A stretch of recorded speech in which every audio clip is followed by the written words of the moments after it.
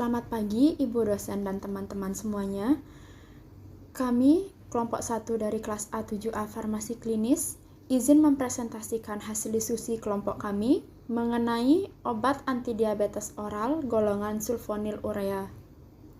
Sebelum itu, izinkan saya memperkenalkan anggota kelompok 1 di antaranya Nimade Cynthia Dian Indraswari dengan NIM 001, Niluh Putu Karlina Dewi dengan NIM 002, Nikade Dwi Fitriananda dengan NIM 003, Nimade Paramita Devi Febrilia dengan NIM 004, Ida Ayu Ratih Krisnayani Dewi dengan NIM 005, dan Niputu Maheswari dengan NIM 006. Next. Adapun topik-topik yang akan kami bahas, di antaranya definisi diabetes mellitus, definisi sulfonylurea, farmakologi obat, mekanisme kerja obat, contoh sediaan yang ada di pasaran, keunggulan dan kekurangan golongan obat. Next. Selanjutnya, pemaparan hasil diskusi akan dijelaskan oleh teman saya. Kepada Cynthia, dipersilakan. Baik, saya akan menjelaskan tentang definisi dari diabetes mellitus. Diabetes mellitus merupakan suatu penyakit atau gangguan metabolisme kronis yang ditandai dengan tingginya kadar gula darah disertai dengan gangguan metabolisme karbohidrat, lipid, dan protein sebagai akibat insufisiensi fungsi insulin. Next.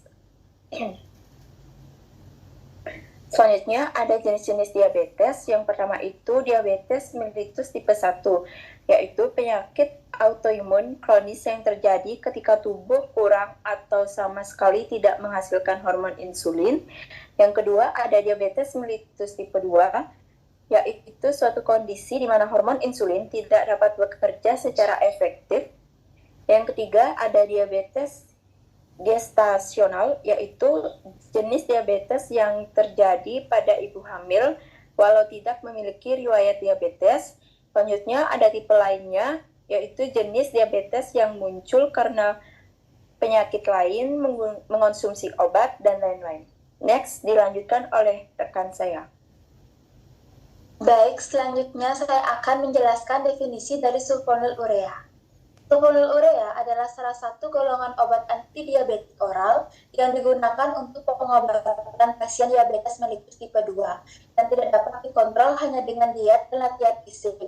Sulfonylurea digunakan untuk pasien yang tidak kelebihan berat badan atau yang tidak dapat menggunakan metformin.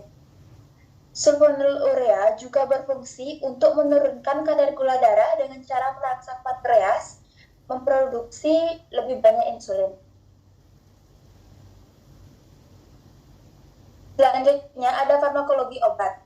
Farmakologi obat dari sulfonylurea adalah menstimulasi sel-sel beta dari pulau Langerhans sehingga sekresi insulin ditingkatkan.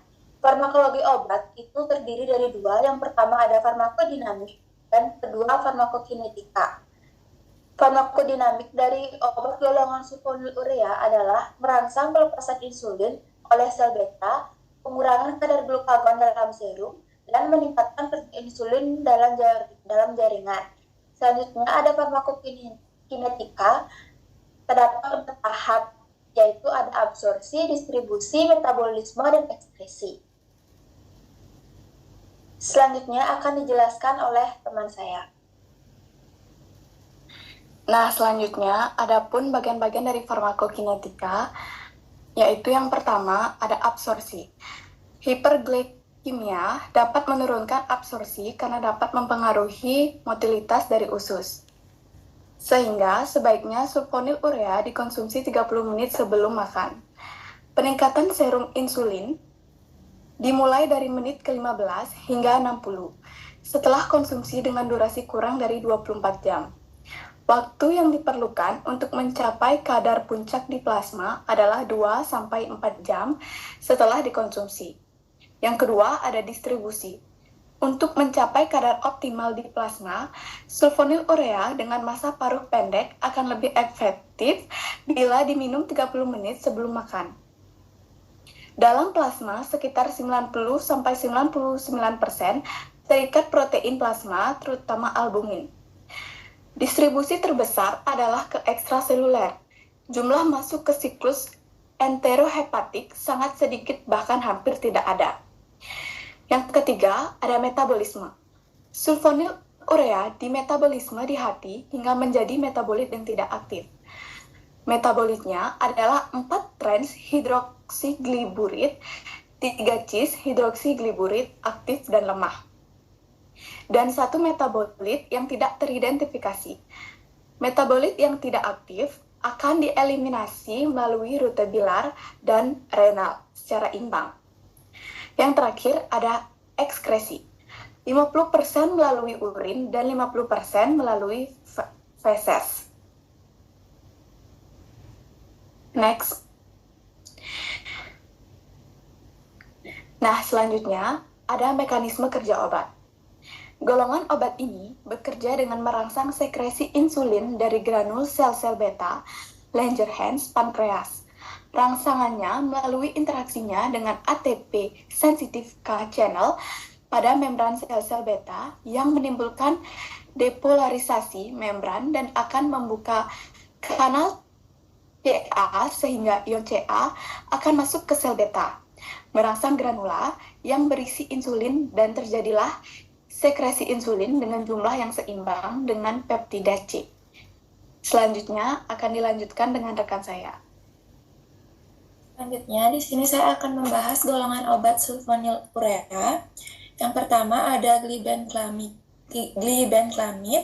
Contoh dagangnya itu yang pertama ada Velacom 2, Velacom 3, Versibet, Amadiab, Glimevion, dan Glucoril. Yang kedua itu ada Gliquidon, contoh dagangnya itu ada Fordiap, Blurenemon, Glidiap, dan Lodem. Yang ketiga itu ada Glizipidin, contoh dagangnya itu ada Glucotrol XL. Yang ketiga itu ada Tolbutamide, contoh dagangnya itu ada Orinase dan Toltet. Selanjutnya itu ada Chlorpropamide, contoh merek dagangnya Diabenese, Tesmel, dan Glucamid. Kemudian itu ada Glimepirid, contoh merek dagangnya Actaril, Amadiab, Amaril, Diaversa, Glamarol.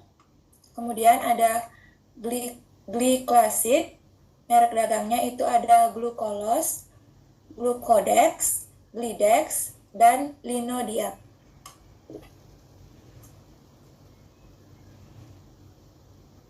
Kemudian ada contoh-contoh obat sulfonil urea. Yang pertama, Lipizin tablet dengan indikasi untuk diabetes mellitus tipe 2. Contoh merek dagangnya itu ada Glucotrol XL. Yang kedua, Glibenclamid dengan indikasi untuk diabetes mellitus tipe 2. Contoh merek dagangnya itu ada Velacom 2, Velacom 3, Versibet, Amadiab, Glimevion, dan Glucoril. Selanjutnya, golongan obat Glimepirid. Indikasi dari golongan obat ini yaitu untuk diabetes mellitus tipe 2.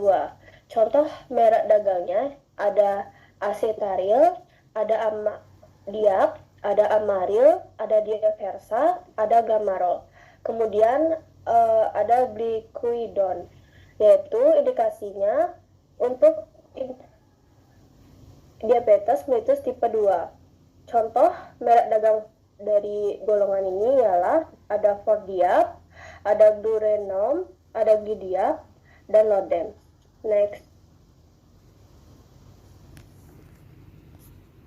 Keunggulan obat golongan obat sulfonil urea yang pertama, menurunkan kadar gula darah yang tinggi pada penderita diabetes tipe 2. Yang kedua, mengendalikan hiperglikemia. Kekurangan obatnya dapat menyebabkan hipoglikemia dan peningkatan berat badan.